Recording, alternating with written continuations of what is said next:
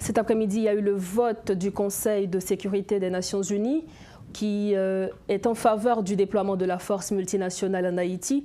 Il faut dire également que le nom de cette mission est connu, c'est MMSS, Mission militaire support à la sécurité.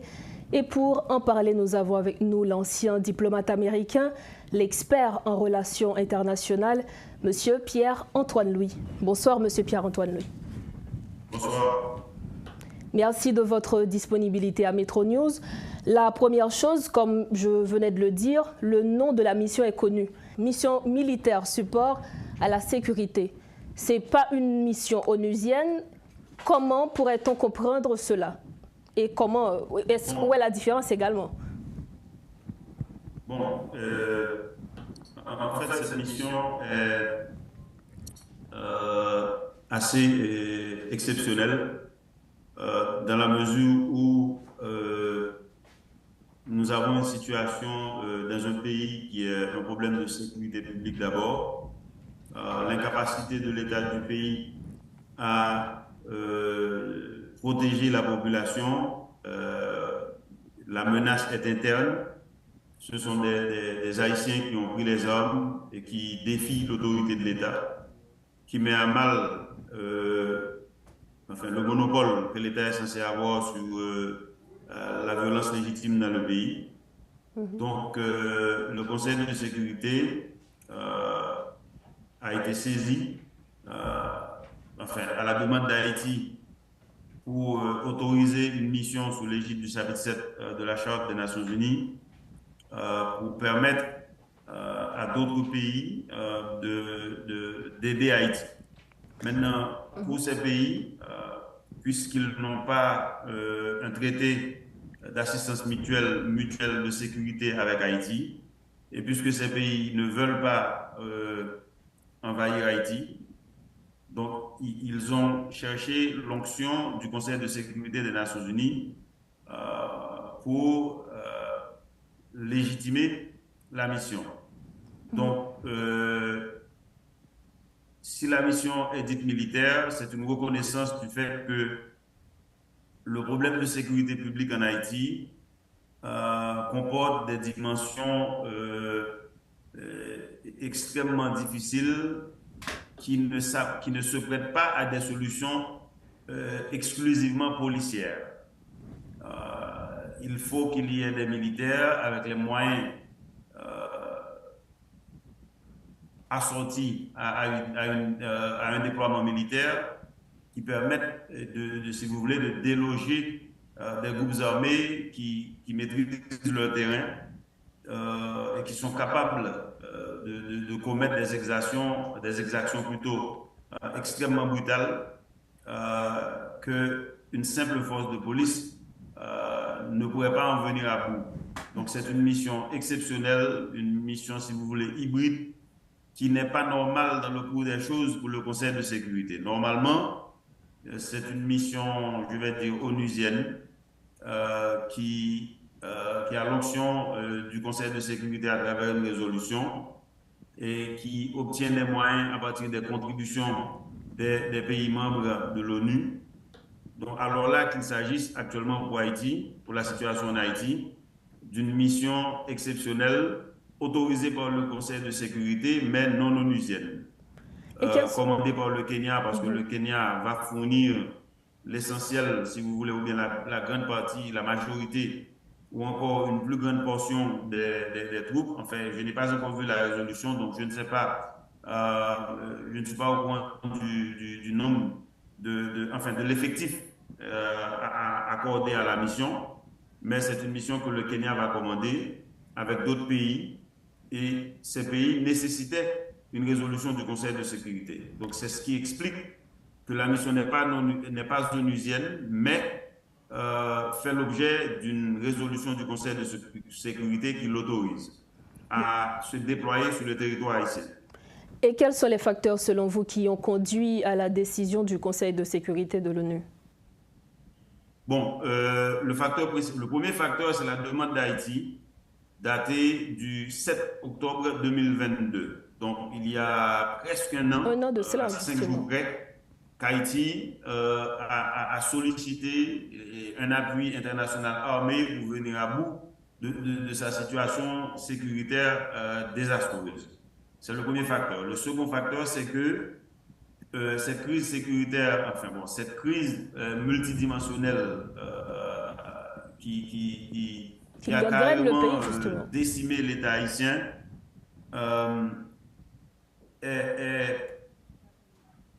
enfin, comporte des dimensions vraiment terrifiantes en Haïti, au point où l'État haïtien s'avère incapable de protéger les citoyens. Actuellement, il existe en Haïti des violations massives des droits humains.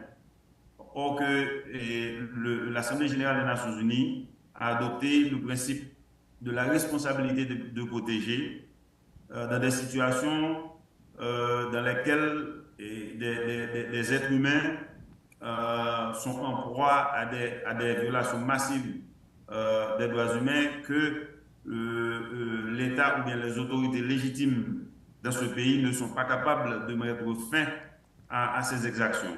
Donc, ces violations massives des droits humains interpellent la communauté internationale pour protéger des gens sans défense qui font face à des violences inouïes, telles que c'est le cas en Haïti. Donc, ce sont ces deux facteurs-là, la demande d'Haïti, et puis deux, l'existence de violations massives des droits humains que l'État haïtien est incapable de juguler. Est-ce qu'il y a des implications diplomatiques de l'approbation de cette résolution pour les relations entre les pays membres, les nations qui sont membres de l'ONU, selon vous? Du Conseil de sécurité. Justement. Oui, absolument. Le Conseil de sécurité comporte 15 membres, dont 5 membres permanents. Les États-Unis, la France, la Grande-Bretagne, la République populaire de Chine et la Russie. Donc, ces 5 membres permanents, si un de ces membres vote contre plutôt une résolution, la résolution tombe. Elle n'est pas adoptée. En plus, il y a 10 membres du Conseil de sécurité qui sont créés en fonction régionale. Par exemple, la région Europe, la région Afrique, la région Asie, la région Amérique latine et Caraïbes. Et donc, les 10 autres membres sont sélectionnés en fonction de leur région d'appartenance, mais ces 10 membres ne sont pas capables, n'est-ce pas, d'utiliser le droit de veto. Seuls les 5 membres permanents sont capables de le faire. Donc, cette résolution a été adoptée par 13 membres, et puis 2 membres du Conseil de sécurité, dont la Chine et la Russie, se sont abstenus. Elles se sont abstenues du fait que, de leur point de vue, il y a certaines conditions qui ne sont pas réunies, il y a certaines questions qu'elles avaient posées aux deux sponsors, aux deux pays qui parrainaient la résolution, le projet de résolution, les États-Unis et l'Équateur, et les réponses n'étaient pas suffisamment satisfaisantes. Par exemple, la Chine et la Russie auraient bien voulu voir en Haïti la signature d'un accord politique plus large qui accorde une plus grande légitimité au gouvernement haïtien, et un accord politique qui aussi établirait, on va dire, une date pour des élections en Haïti. Et absent ces considérations-là, et puis aussi, il y a eu des interventions antérieures en Haïti, dont celle de la MINUSTAH de 2004 à 2017, ça fait 13 ans, qui avait laissé un goût amer du côté haïtien et aussi du côté de certains pays au niveau international à cause de certaines exactions qui ont été commises par des troupes de la MINUSTAH, y compris aussi l'introduction du choléra en Haïti par un contingent népalais. Donc, toutes ces situations, et puis aussi le fait que pendant 13 ans de présence, le problème de fond en Haïti n'a pas été solutionné. Bon, de mon point de vue, ce n'était pas la faute des étrangers, parce qu'il ne revient pas à des étrangers de mettre de l'ordre dans un pays, d'instaurer la stabilité dans un pays. Il revient aux élites de ce pays, surtout les élites politiques, les gouvernants du pays, de mettre de l'ordre. Mais nonobstant, le bilan de la MINUSTAH est partagé d'abord par Haïti, le pays d'accueil, et aussi par la communauté internationale. Donc, le fait d'avoir eu la MINUSTAH pendant 13 ans, du 1er juin 2004 au 15 octobre 2017, et c'était au fait une mission de stabilisation d'Haïti. Haïti n'a pas été stabilisé. Et 5 ans plus tard, Haïti est pire qu'elle ne l'a été au départ de la MINUSTAH en octobre 2017. Donc c'est un constat d'échec des deux côtés. Donc c'est pourquoi il existe des voix tant en Haïti qu'au niveau du Conseil de sécurité et la communauté internationale en général qui sont dubitatifs par rapport à l'autorisation de cette mission multinationale. Donc ça reste à voir si cette mission sera la bonne, qu'une fois pour toutes, Haïti va pouvoir utiliser la présence de la mission pour mettre de l'ordre dans sa maison et pour créer des conditions propices au retour à la stabilité, à la création de richesses, à la prospérité et à la paix sociale. Mais c'était avec nous l'ancien diplomate américain Pierre-Antoine Louis, expert en relations internationales, sur le vote du Conseil de sécurité des Nations Unies.